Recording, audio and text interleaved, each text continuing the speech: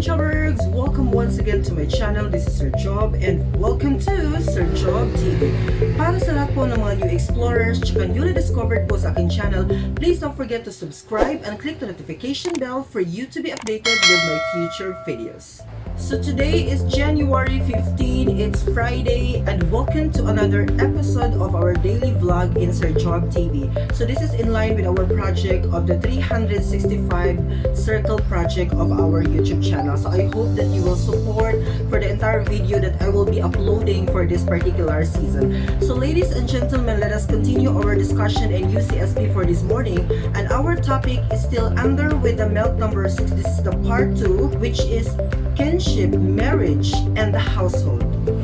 Welcome to my video number 61. So before anything else, let us recognize first the learning competency of this particular topic. Firstly, our goal is to describe the organized nature of social life and rules governing behavior. Second, compare different social forms of social organization according to their manifest and latent functions. Every society has formed social institutions to meet all the basic needs.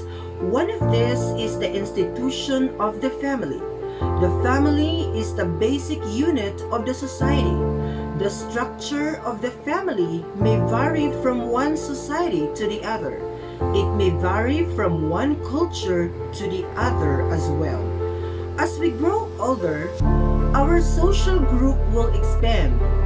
We will meet new faces, people in our neighborhood, in the community, at work, in social organizations, in social media, etc. By this, we begin to relate ourselves to the opposite sex by way of having boy-girl relationship. And in the right time, from there, we will be able to establish a society through a family. So let us first unlock the most important words that is part of this particular topic. So firstly, we have the word kinship. When we speak of kinship, is a social institution that refers to relations formed between members of the society.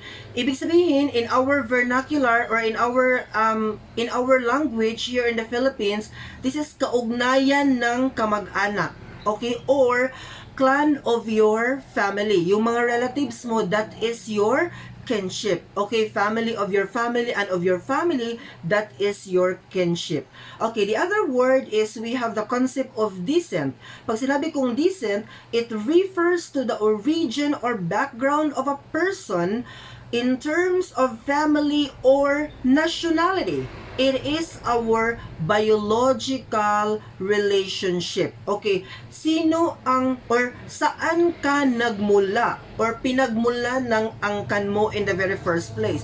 Would it be yung father mo is an American and ang mother mo is a Filipina? Nagkaroon sila ng relationship, naging anak kanila, naging apo kanila or whatsoever. That is the descent.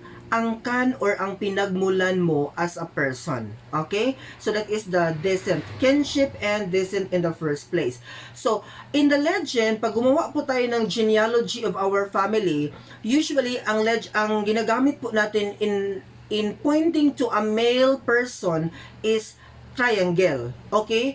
Pag ginamit naman natin ito for a female person in terms of making genealogy, circle po ang ating ginagamit. Okay? So, pag nagkaroon po sila ng relationship, so may equal sign po siya. So, meaning to say, triangle equal sign to circle. That is the representation of a father and the mother. So, equals of that is ang kanilang anak. In connection with that is kanilang anak sa baba. So that's how we have to make our genealogy in the very first place. So when we are talking of descent, meron po tayong tinatawag na unilineal descent. Pag sinabi kong unilineal descent, usually traced through a single line of ancestors from the patrilineal or matrilineal descent but not both. It's either pag unilineal ang descent po, pag sinabi kong unilineal, it's either we are pointing ang pinagmulan mo is from your father or from your mother. Okay? We are talking about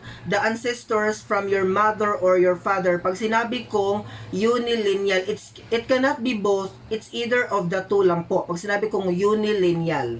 Under with the unilineal descent, meron po tayong two forms. Okay? The first one is ang tinatawag nating patrilineal descent. Pag sinabi kong patrilineal descent, affiliates a person with a group of relatives through his or her father. From the word patrilineal. Okay, we are focusing on the relatives on the side of your father. Persons are related if they can trace their descent through males to the same man ancestor. Okay? So, klaro po? So, pag sinabi ko namang on the other hand, pag sinabi kong matrilineal descent affiliates a person with a group of relatives through his or her mother. Okay? Matrilineal mother. Persons are related if they can trace their descent through females of the same woman ancestors. Okay? So pag sinabi kong matrilineal, we are talking of your mother's side. Pag sinabi kong patrilineal, we are talking of your father's side. Basically.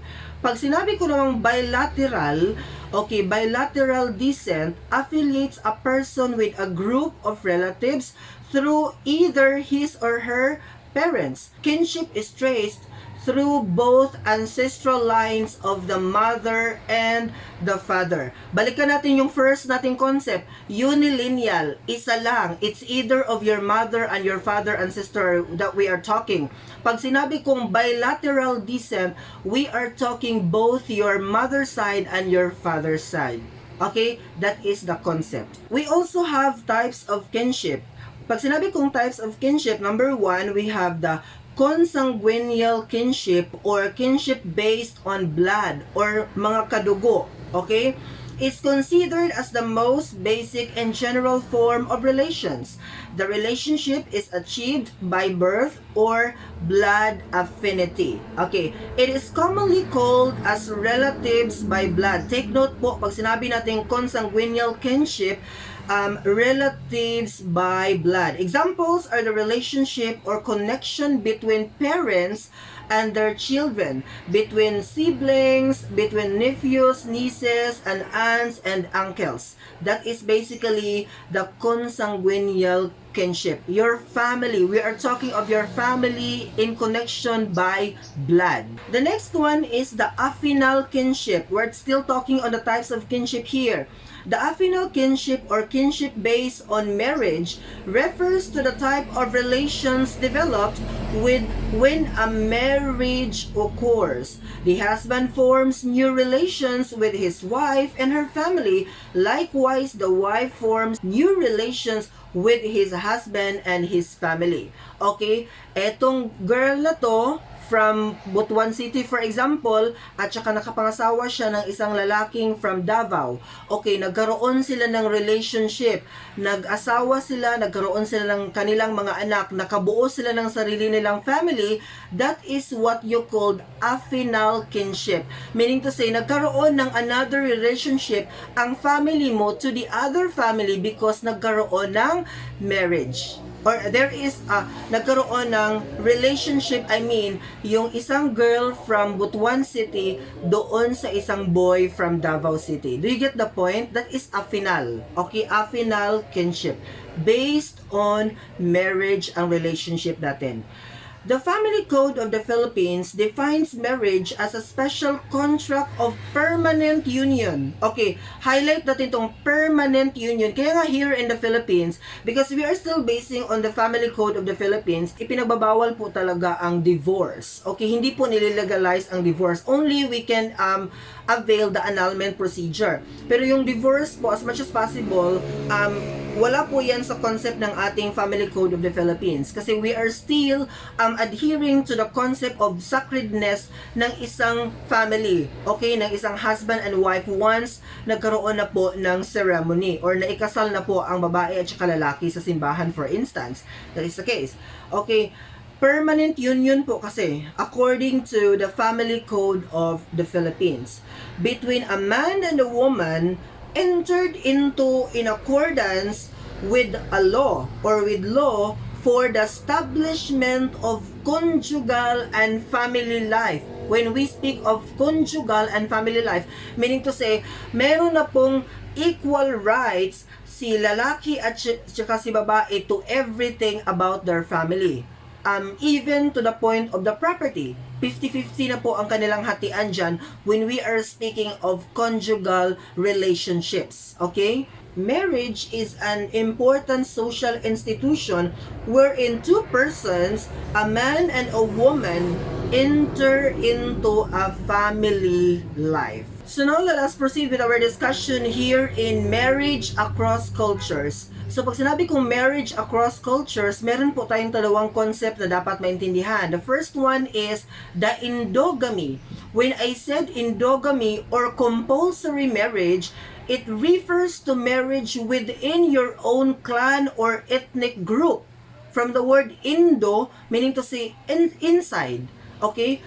Ang highlight natin yung statement dito na marriage within their own clan or ethnic group. Common ito sa mga Muslim community. Kasi according to them, dapat ang mapangasawa mo is also a Muslim. Okay? They are prohibiting na magkaroon ng relationship ang isang Muslim to a Christian Filipino. Though, may nangyayaring ganyang instances, pero hindi talaga siya ini-encourage sa kanilang culture. Another one is sa religion ng INC or the Iglesia ni Cristo. Diba, they have the concept na dapat ang mapangasawa mo is also an INC. Okay, that is the example of endogamy. The relationship or marriage can be done within their own clan or ethnic group. The second one is the exogamy. Okay, from the word exogamy or out marriage, it refers to marriage outside their own clan or ethnic group. Kanina, within. Ngayon naman, outside their own clan or ethnic group. Okay, pag sinabi natin outside, pwede kang mag-apangasawa na outside from your religion, outside from your group, outside from your ethnic group, outside from your culture, you are open for that kind of relationship. So that is exogamy, outside, endogamy, inside. So let's now proceed to monogamy and polygamy. What is the concept of monogamy and polygamy in the first place? Okay, when we speak of monogamy, refers to a marriage where an individual has only one spouse at a time. Highlight natin, has only one spouse at a time. So, common ito sa mga Christian Filipinos. Okay, according to the family code of the Philippines, dapat merong isang lalaki at saka isang babae in a certain relationship. Ganun po. Si wife at saka si husband. That is the concept. Okay? Pag sinabi ko namang polygamy, refers to a marriage of having more than one spouse at a time. Kanina, pag sinabi natin mono, only one spouse at a time. Pag sinabi kong polygamy, having more than one spouse at a time. Okay? Common ito sa mga Christian Filipinos, where a certain man, pwede siyang magkaroon ng 4 wives, as much as he could be able to provide the basic needs of the family, then he is allowed to marry at least 4. The maximum accordingly is 4. But there are mga documentaries na they are getting beyond 4 wives, something like that.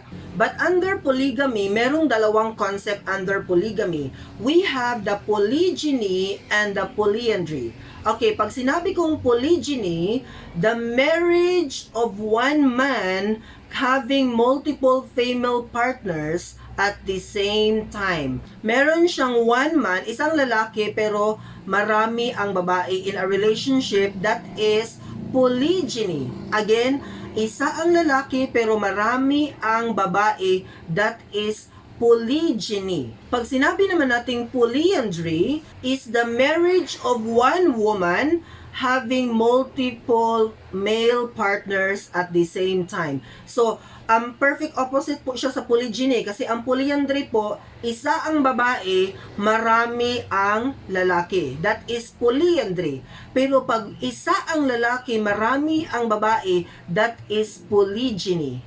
You get the point? Okay, under siya with the polygamy. Okay? Or polygamous relationship. Do you get the point? Okay. So, common po itong pinapractice when we are talking of polygyny. Common po ito sa Nigeria, Algeria, Cameroon, Chad, Central African Republic, Congo, Djibouti, Egypt, and Gabon. Ang polyandry naman, common siya sa Nigeria, India, Kenya, China, and South America. So, ito po yung mga bansa na they are practicing this particular concept. But accordingly, nung binasa ko siya, hindi sila the same, allowed sila sa kanilang bansa, but hindi sila nag-i-execute or nag-i-exercise ng the same rights with those common talaga na relationship na merong one husband and one wife in a given setting. Ganun po ang setup. But they are not prohibited na mag-execute ng ganitong concept. Yung polygyny, the concept of polygyny and the concept of polyandry in terms of marriage. Let's proceed with our discussion here sa referred marriage and arranged marriages. Pag sinabi kong referred marriage, happens when someone finds his or her partner through friends, relatives, or people who act as matchmakers. Diba common ito sa atin? Pag may isang naghahanap, of course, kumikilos yung mga cousins, yung mga friends, yung mga relatives, to also help na makita mo yung perfect someone mo. Something like that. This is referred marriage, the concept. These matchmakers help their single friends to find a husband or wife by referring them to other single friends who are also interested in finding a life partner. Okay? Ngayon na may social media, it's easy for us to express anymore yung mga feelings natin, that we are looking for somebody else, something like that. So, pag nalaman ito ng mga friends mo, automatically they will do something na at least you could also find your perfect someone. So, ito yung tinatawag nating referred marriage. The next one is the concept of arranged marriage. Okay? Arranged marriage is usually called fixed marriage. Okay? Again, pag sinabi kong arranged marriage, it is called as fixed marriage. It happens when marriage is arranged by the parents of the groom or bride. So meaning to say, ang nagkaroon ng agreement is ang parents ng groom at saka ng bride. So sila ang nag-usap in a given relationship, sila ang nag-uusap. In this kind of marriage, the groom and bride are usually chosen by parents, okay? Community leaders or religious officials to ensure that the young people are guided through the process of finding the right person to marry. Okay? Because, you know, we have that particular idea na mother knows best or father knows best, something like that. So, in this particular concept, si mother at saka si father po in both sides ang nag-uusap, ang nagkakaroon ng ideya, ang kanilang mga anak ang perfect match for each other. So, that's basically the point. So, ito po ang tinatawag nating arranged marriage. Commonly, pinapractice din po ito ng mga Muslim in Southern Philippines. Okay? Nag-arrange marriage din po sila at some point. So that will be all for this morning. I hope you learned something from this video and I hope that you will share this video to your friends and to anybody else that you think nangangailangan ng video na ito. Asahan niyo po that Sir Job TV will continue to discuss more meaningful discussion, especially in the field of social sciences. Thank you very much for watching. Bye-bye!